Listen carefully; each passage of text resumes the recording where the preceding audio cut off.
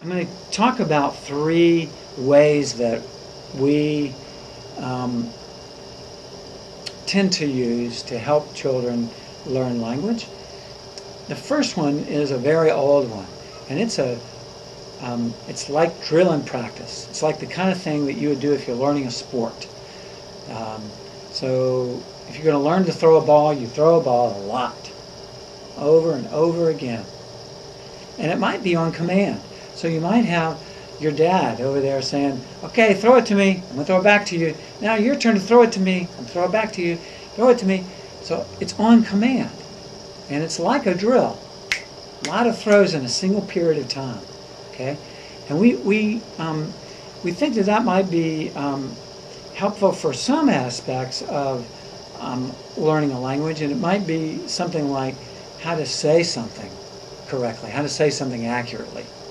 You might have someone say a bunch of words that start with S. Slip, steal, say, sat, sit, etc. in a short period of time so that they can get used to saying that S sound. And that might help them learn to say it more accurately. That kind of approach didn't work well for some kids, people with intellectual disabilities, for some aspects of language. So for example, if you want a child to learn a new word and use that word to communicate, you might do better than having them say that word over and over again in response to what's this, what's this, what's this, what's this. Do it in the context of games. And these games, when they're repeated over and over again, so for example, if you've ever played with a young child, you might notice they want you to read a book over and over again. Go dogs go. I can't tell you how many times I read that to my child. Maybe 150 times. He loved it. He wanted to read it for one period in his life every night for about a year.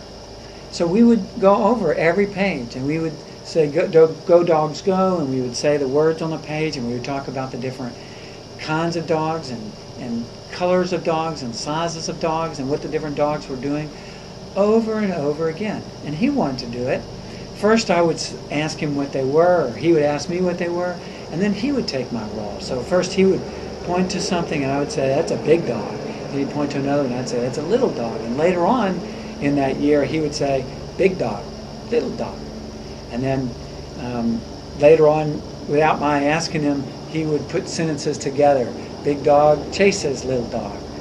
All within a routine book reading that he became very familiar with, and he knew what was going to come next and knew what to say because we had done it in the past a lot.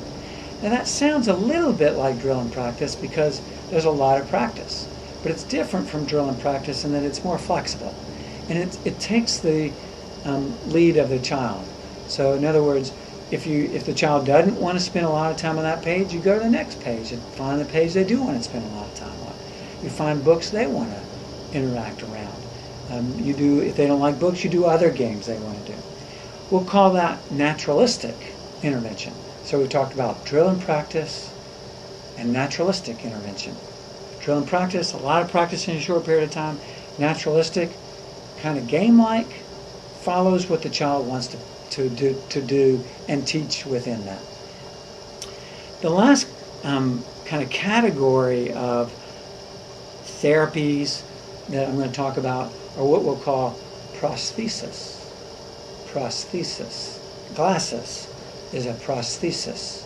It's a tool that I use to see better through. A hearing aid is a prosthesis. It amplifies or makes louder sounds. It makes it more possible for a child to hear the language and thus learn language through. There are other external tools that sometimes you might see. Something you'll probably see more of is children using computers where they'll press a button to speak for them. So they might want to order a hamburger and you'll hear them you'll see them take their little iPad, press a button, and it'll say, "I want a hamburger." Sometimes it sounds kind of like a computer like that, or sometimes it'll sound like a person. "I want a hamburger." And that tool, that little iPad, that computer, is a prosthesis, a method to help the child communicate